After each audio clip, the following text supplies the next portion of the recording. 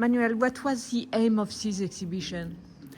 The aim of this exhibition is, on the one hand, to deal with a story, with a type of poetics that somehow they've been either isolated or they've been silenced, and so, so for example, to put together Amasig with Caribbean artists, to put together Caribbean with Middle East, to put together desert with water is something that it was important to us. Why? To imagine other types of other worlds beyond the world in we are living. And to have some hope? Exactly, a hope that, of course, is a hope based on violence, based on suffering, and a hope that doesn't try to specularize the suffering. On the contrary, is a hope that deals with that Sadiyya Harman refers to as terrible beauty.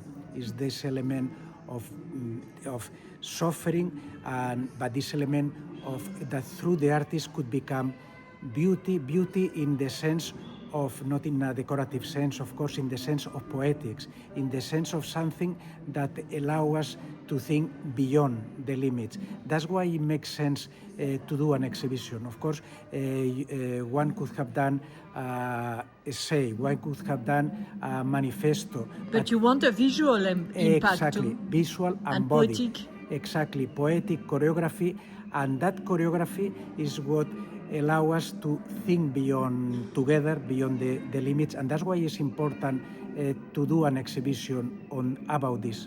So, for example, I want to take some precise example. Rubén Valentín. Why did you choose Rubén Valentín, which is around?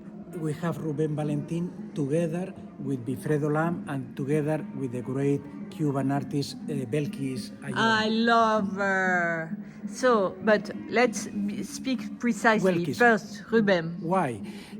First, well, there is a basic thing is not known outside of Brazil at all. It's the first time that is being shown, especially this work in Europe. And why? Because it gives us an idea of diasporic modernity. What it means, diasporic modernity? It means artists that deal with modern vocabulary, modern language, in the same way, which is the language that somehow it was imposed, in the same way that the Aymaras, the Quechuas, they were speaking Spanish, in the same way that diasporic communities in America or indigenous communities, they use Catholic, they were imposed Catholic religion, but with that vocabulary, they were able to create other type of cosmologies, other type of... He did that. And Rubén Valentín did that. With Candomblé, no? With Candomblé, with actually those are, this is the temple of Oshala, which is the main god. And all these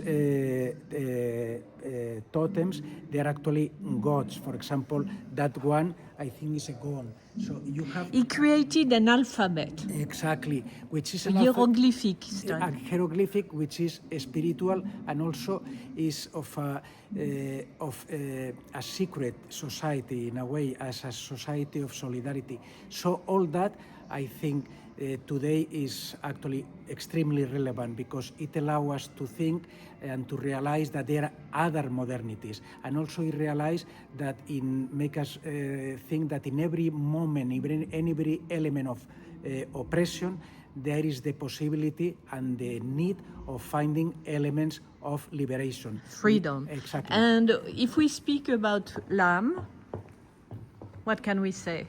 In Lam, and that's why I think was, to me, I was very happy to be able to count with these works. Actually, they come from Reina Sofia and these that come from Salvador de Bahia, where you have these elements that on the that they could relate to certain modernisms, to certain avant-garde.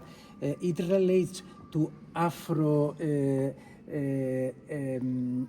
African elements, religious elements, absorbed by modernity. I mean, this Yes. kind of mask, you could find it maybe in Picasso, maybe, of course. Yes, But- Picasso, it's obvious. yeah, and many others. But then he used this element, which is an element already of absorption by avant-garde, to turn it upside down, and turn it upside down by giving again magic, spirituality to an element that somehow have become formal, and to turn this into a kind of forest of images of gods that He created his own totems in a exactly way. related to the situation in Cuba. And if we speak about Balkis, Ion, Belkis to me is another extraordinary element, because what you have is an artist that has a major technique in terms of printing. she invented Is really- technique. She really knew the craft, and you see how she's able to use a craft in which she has kind of transparencies. She create these textures. So this print, which is impossible to put under glass because it has some kind of tactile element, it has a body. So this is something that is important. And again, here you have this ghost, this presence, that they have no face, they are masked, and the mask is very Yeah. important.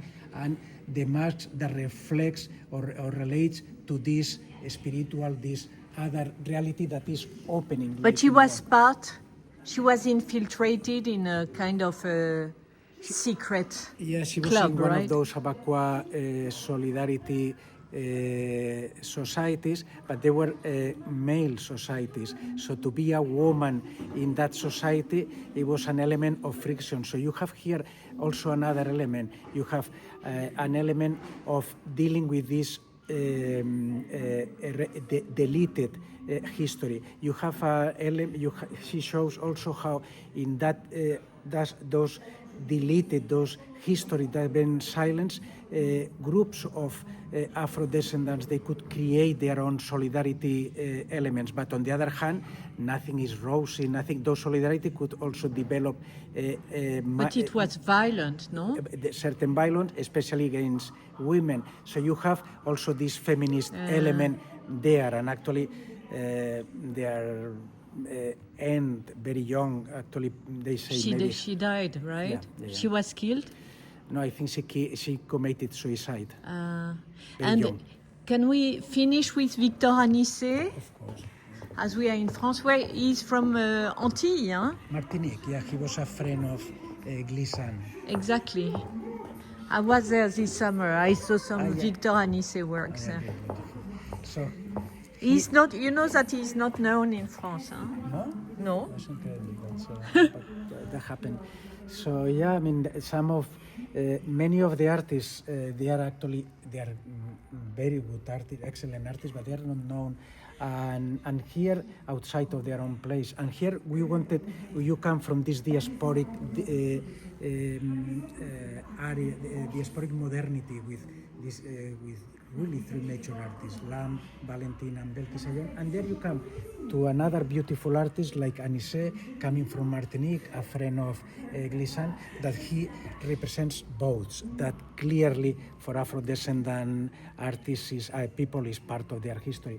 But there is an element, you have modernity there, you have popular elements turned into something else. And this popular element for us was very important, and there I wanted to quote a great poet, European poet Pasolini, where she talks already in the late 60s, 70s, before he was killed. He actually wrote very often about popular elements, how in the culture that he already was seeing, that it was a culture of spectacle, a culture where everything was absorbed, something rooted in the territory that is popular, vernacular, could be an element of break, an element of rupture. And here you have Anissé, Locke. Anissé has these boats, this history that transforms into something else, of Locke that does something, actually those are like plantations, that in a kind of abstracted form. So you see how these artists take popular elements, Olioto,